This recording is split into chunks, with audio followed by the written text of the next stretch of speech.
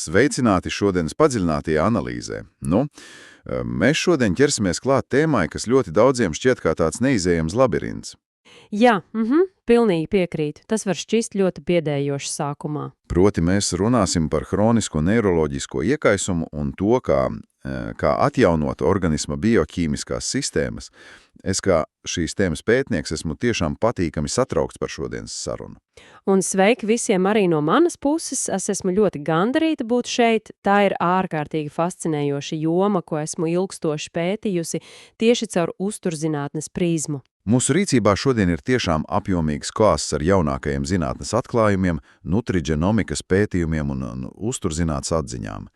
Mēs atspoguļojam šos datus maksimāli objektīvi. Tieši tā. Un mūsu galvenā misija šodien ir izsījāt visu šo blīvo informāciju. Sniegt skaidrību, vai ne? Absolūti.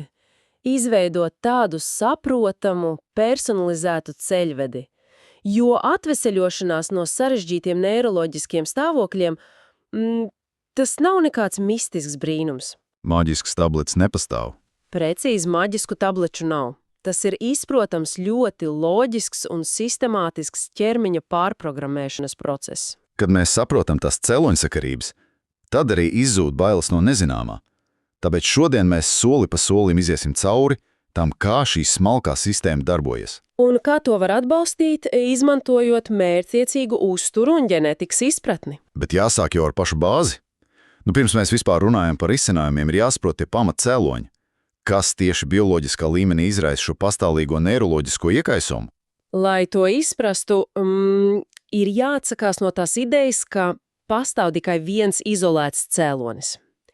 Jaunākie pētījumi ļoti skaidri pārāda, ka iekaisums ir kumulatīvs efekts. Tātad viss krājās un summējas? Jā. Zinātniskajā literatūrā bieži izmanto tādu ļoti trāpīgu vizualizāciju, tātad pārplūstošā kausa principu. Mēs varam uztvert cilvēku organismu kā tādu tējas tasi. Tējas tasi? Interesanti. Šī tase ir mūsu bioķīmiskā kapacitāte, un problēmas nesākas tad, kad tase ir puspilna. Tas sākas tieši tajā mirklī, kad šķidrums sāk līst pāri malām. Un kas to tasi reāli piepilda? Jo skaidrs, ka kaut kas tur nepārtraukti pil iekšā. Tasi nemitīgi piepilda 3 galvenie avoti. Pirmais un pats fundamentālākais avots ir ģenētiskās mutācijas. Tas, kā mūsu DNS ietekmē fermentu un enzīmu darbību. Tieši tā. Ģenētika būtībā nosaka pašas tās tases izmēru un formu. Dažiem no dabas šī tase ir ļoti liela, tas spēj izturēt milzīgu slodzi, bet citiem specifisku ģenētisku variāciju dēļ tas ir pavisam maza. Līdz ar to tā piepildās daudz audzrāk, tātad ģenētika veido to pamatu. Bet kas ir tie pārējie 2 avoti, kas burtiski pilina to šķidrumu un rada to kritisko slodzi? Otrais avots ir vides toksīni un tā saucamie ekscitotoksīni. Tie nav tikai kaut kāda abstrakti jēdzieni, tā ir ļoti reāla ikdienas ķīmija, smagie metāli, kas uzkrājās audos. Un pārtikas piedevas, vai ne? Jā, specifiskas piedevas, kas spēj tieši kairināt nervu sistēmu. Un tad ir trešais avots, kas tradicionālajā diagnostikā ļoti bieži vien vienkārši paliek nepamanīts. Kroniskas infekcijas. Absolūti. Hroniskas zemes intensitātes infekcijas, dažādi vīrusi, baktērijas, sēnītes, kas ilgstoši mājo organismā. Un tās taču patērē milzīgus imunsistēmas un detoksikācijas resursus. Tieši tā. Un kad šie 3 faktori savienojās, proti ģenētiskā nosliece, toksiskā slodze un hroniskas infekcijas, tad tase sāk pārplūst. Un pārplūšanas brīdī parādās simptomi. Hronisks nogurums, kognitīvie traucējumi, tā saucamā smadziņu migla. Jā, uzmanības deficīts un virkne citu neiroloģisku izpausmju. Tas lieliski paskaidro, ka pēc 2 cilvēkiem, kas dzīvo vienādos apstākļos, reakcijas var būt tik pilnīgi atšķirīgas. Viena cilvēka tas vienkārši ir lielāka par otra tas. Jā, bet ten materiālos parādās ārkārtīgi svarīga atziņa. Mūsu mērķis atveseļošanās procesā taču nav mēģināt mainīt pašu tasi. Ne, mēs nevaram pārrakstīt savu bāzes DNS. Mēs nevaram izdzēst ģenētiku. Tā vietā fokus tiek vērsts uz to, lai vienkārši apturētu tos pilienus, kas tasi piepilda. Tieši tāpēc pētnieki ir izstrādājuši ļoti strukturētu 3 soļu atveseļošanās plānu. Tā ir precīza ceļakārte. Jo lielākā kļūda, ko cilvēki pieļauj, ir mēģinājums slēgt uzreiz pie kaut kādas agresīvas attīrīšanās, jeb detoksikācijas. Jā, nesagatavojot pamatus, tas ir ārkārtīgi bīstami. Šis plāns paredz ļoti stingru secību. Tātad pirmais solis ir līdzsvaru un zarnu trakta atjaunošana, sagatavošanās fāze. Otrs solis ir nutrigenomika un metilācija, kur mēs apējam ģenētiskās nepilnības. Un tikai trešajā solī ir droša detoksikācija. Tieši tā, smago metālu un vīrusu izvadīšana. Labi, tad sadalīsim šos soļus reizinātājos. Sāksim ar pašu bāzi, pirmo soli. Neiroloģiskais līdzsvars un zarnu trakts. Lasot avotus, te ārkārtīgi daudz uzmanības pievērsts neirotransmiteru balansam. Tā ir pati sakne, ja? Tiek zīmēta aina ar tādām kā neiroloģiskajām šūpolēm. Kā tieši šis mehānisms strādā organismā? Šūpoļu analoģija šeit ir ideāli piemērota. Iedomāsimies klasiskās dēļas šūpoles bērnu laukumā. Vienā to galā atrodas glutamāts. Uzbudinošais neirotransmiters. Jā, tas atbild par reakcijas ātrumu, modrību, bet lielos daudzumos tas rada trauksmi un hiperaktivitāti. Otrā šūpoļu galā atrodas GABA. Nomierinošais neirotransmiters. Precīzi GABA nodrošina mieru, spēju koncentrēties, miega kvalitāti un pat atbalsta valodas attīstību. Veselā organismā šīs šūpoles atrodas lēnā dinamiskā līdzsvarā. Bet cilvēkiem ar neiroloģisko iekaisumu šis līdzsvars ir dramatiski izjaukts. Glutamāta līmenis ir vienkārši bīstami augsts. Un tas vairs nav vienkārši uzbudinošs signāls, tas kļūst toksisks. Materiālos tiek izmantots termins ekscitatoksīns. Kas bioloģiski notiek, kad šī glutamāta ir pa daudz? Tā ir kritiska situācija šūnu līmenī. Kad glutamāta ir pārāk daudz, tas burtiski pārmērīgi stimulē neironu receptorus. Tas izraisa masīvu kalcija ieplūšanu nervu šūnām. Un šūnas sāk nepārtraukti raidīt impulsus, vai ne? Jā, bez apstājas. Viss tā vienkārši izsmeļ visas savas enerģijas rezerves un iet bojā. Izklausās briesmīgi. To arī nozīmē tas termins ekscitatoksīns. Tas kairina šūnu līdz nāvei. Tāpēc pirmais absolūti neatliekamais uzdevums ir nomierināt šo stāvokli. Fiziski samazinātu glutamāta ieplūdi un celt to GABA līmeni. Tas arī paskaidro, kāpēc tiek runāts par tik ļoti stingru melno sarakstu attiecībā uz pārtiku. O jā, uzturs te spēlē milzīgu lomu. Liela daļa šī toksiskā glutamāta patiesībā nāk tieši no mūsu šķīvļa. Tas slēpjas ikdienas produktos, paskatīsimies uz šo sarakstu. Skaidrs, ka tur ir mononātrie glutamāts, jeb MSG, kas ir tāds klasisks garšas pastiprinātājs. Bet tur ir arī vielas, kas izklausās diezgan nevainīgi. Jā, piemēram, aspartāms, mākslīgie saldinātāji. Tad vēl tāds hidrolizēts proteīns, autolizēts raugs un pat želatīns, kazeināts, soļas mērce. Un no šiem slēptajiem kairinātājiem ir obligāti jāizvairās. Tas nav tikai tāds viegls ieteikums, tas ir absolūts stūrakmens. Lai apsturētu to nervu sistēmas pašiznīcināšanos. Ja šos produktus neizslēdz, tad jebkāda tālāka terapija ir kā mēģinājums dzēst ugunsgrēku lejot tajā benzīnu. Ļoti labi pateikts.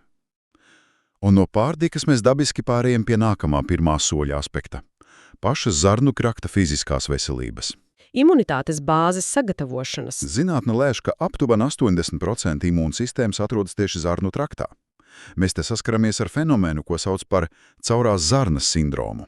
Angliski to bieži dēvē par leaky gut. Iekaisuma rezultātā zarnu gļotādes mikroskopiskās starptelpas, tātad ciešie savienojumi, paveras vaļā. Un rezultātā daļēji sagremotas pārtikas olbaltumvielas, baktēriju toksīni un vīrusi nokļūst tieši asinsritē. Kaut gan normāli tiem vajadzētu tik droši izvadītiem laukā. Tas taču rada masīvu sistēmisku imūno reakciju, un tas tikai pastiprina to pašu neiroloģisko iekaisumu. Tātad pirms sākam detoksikāciju, mums šis caurais siets ir burtiski jāizlāpa. Jā, fiziski jāatjauno gļotāda un jāsabalansē mikroflora. Materiāli piedāvā ļoti mērķtiecīgu sastāvdaļu sarakstu. Probiotikas kā bifido un laktobacillus mikrofloras atjaunošanai, iekaisuma mazināšanai iesaka dabas ekstraktus kā bosvēliju, kurkumīnu, kumēlīti. Un ļoti būtiska nozīme ir gremošanas enzīmiem. Plaša spektra enzīmi ar katru ēdienreizi, lai pārtika tiktu pilnībā sadalīta pirms tā var kairināt sieniņas. Bet te mēs nonākam pie viena ārkārtīgi svarīga brīdinājuma. Lasot to, es pat nedaudz apstulbu. Es jau nojaušu, par ko ir runa. Runa ir par aminoskābi L-glutamīns. Jā, šis pilnībā apgriež kājām gaisā visus tradicionālos ieteikumus. Daudzos standartu protokolos L-glutamīnu iesaka tieši zarnu sieniņu dziedināšanai. Bet šī pieeja saka, ka no tā obligāti jāizvairās šajā fāzē. Kāds ir tas bīstamais bioķīmiskais mehānisms? No L-glutamīns patiešām ir galvenā degviela veselas zarnu šūnām, bet organismā, kas jau ir hroniski iekaisuma stāvoklī, aktīvi darbojas specifisks enzīms glutamināze. Un ko tas dara? Šis enzīms zibenīgi paņem to labo L-glutamīnu, ko cilvēks ir iedzēris, lai ārstētu zarnas, un pārvērš to tieši tajā pašā kaitīgajā glutamātā. Tajā pašā ekscitotoksīnā, ko mēs izmisīgi cenšamies samazināt. Tieši tā. Cilvēks domā, ka ārstē zarnas, bet patiesībā pielej eļļu neiroloģiskajam ugunskuram. Tas ir vienkārši fascinējoši, cik ļoti svarīgs ir konteksts bioķīmijā. Bet labi, pieņemsim, ka šūpules ir nomierinātas un zarnu gļotāda ir stabilizēta. Tad plāns paredz pāriet pie otrā soļa. Nutriģenomika un ģenētisko nepilnību apiešana. Un te nu centrālo skatuvi ieņem metilācijas cikls. Lielākai daļai tas izklausās pēc ļoti sarežģīta zinātniska žargona, bet avoti to raksturo kā ķermeļa galveno bioķīmisko dzinēju. Metilācijas cikls tiešām ir pamats šūnu funkcionēšanai. Būtībā tas ir process, kurā viena molekula nodod vienu oglekļa un 3 ūdeņraža atomus citai molekulai. Šī šķietami vienkāršā nodošana ir tas, kas burtiski ieslēdz vai izslēdz gēnus, vai ne? Jā, tas regulē neirotransmiteru veidošanos, nodrošina DNS atjaunošanos, un galvenais ir nepieciešams glutationa ražošanai, Mūsu ķermeņa galvenā antioksidanti. kura uzdevums ir nodrošināt detoksikāciju. Ja šis cikls apstājas mutāciju dēļ, visa atveseļošanās vienkārši apstājas. Un te spēlē ienāk nutriģenomika. Man ārkārtīgi palīdzēja tā datora tastatūras analoģija. O jā, tā ir ļoti ilustratīva. Iedomāsimies, ka mūsu ģenētika ir datora tastatūra. Un vienam taustiņam, piemēram, burtam M, ir fizisks defekts. Tas ir salauzts. Un cik stipri mēs to nespiestu, burts vienkārši neparādās. Bet mēs taču nevaram fiziski nomainīt savu DNS, tāpēc mēs varam uzstādīt programmatūru vārdu pareizrakstības pārbaudi. Tā atpazīst kļūdu un automātiski ievieto iztrūkstošo burtu. Nutriģenomika tieši to arī dara reālajā dzīvē. Tā izmanto ļoti specifiskas, aktīvas uztura bagātinātāju formas. Mēs necenšamies salabot to lausto gēnu, mēs dodam organismam jau gatavu gala produktu, ko šis gēns nespēj saražot. Tādējādi mēs apējam šķērslu un atjaunojam dziņēju darbību.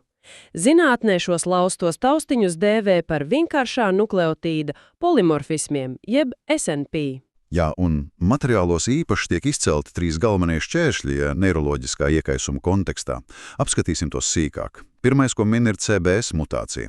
Tā rada diezgan lielu hausu toksīnu uzkrāšanās veidā. CBS mutācija ietekmē transilfurācijas ceļu. Kad šis gēns strādā pārāk aktīvi, organisms sāk pastiprināti ražot toksisku amoniaku un uzkrāt sēra savienojumus. Un tas taču ir ārkārtīgi svarīgi ikdienas dzīvē. Cilvēkiem ar šo mutāciju jābūt ļoti uzmanīgiem ar sēru saturošiem produktiem. Piemēram, ķiplokiem, sīpoliem, krustziežu dārziņiem. Pat ar ļoti populāriem uzturbagātinātājiem viņiem jāuzmanās. Viņu organisms vienkārši nespēj šo sēru droši pārstrādāt, un tas kļūst toksisks. Otrais šķērslis ir daudz plašāk pazīstams, tā ir MTHFR mutācija. Šī mutācija tieši bloķē folātu, jeb B9 vitamīnu uzņemšanu, un te parādās būtiska atšķirības starp sintētiku un aktīvo formu. MTHFR enzīms ir atbildīgs par to, lai uzturā uzņemto foleizskābi pārvērstu tās aktīvajā formā, ko šūna reāli spēj izmantot. Cilvēkiem ar šo mutāciju parastā sintētiskā foleizskābe organismā vienkārši uzkrājas, tā bloķē receptorus. Un rada vēl lielāku slodzi, kamēr šūnas tajā pašā laikā burtiski cieš badu. Nutriģenomikas risinājums ir lietot jau iepriekš metilētu folāta formu. Bez tam šī mutācija dramatiski samazina vēl vienas ļoti svarīgas vielas līmeni – BH4 līmeni. Jā, bet pirms mēs pieskaramies BH4, mums jāpiemina arī trešais šķērslis – COMT mutācija, kas tieši ietekmē garastāvokli, jo palēnina dopamīna noārdīšanos.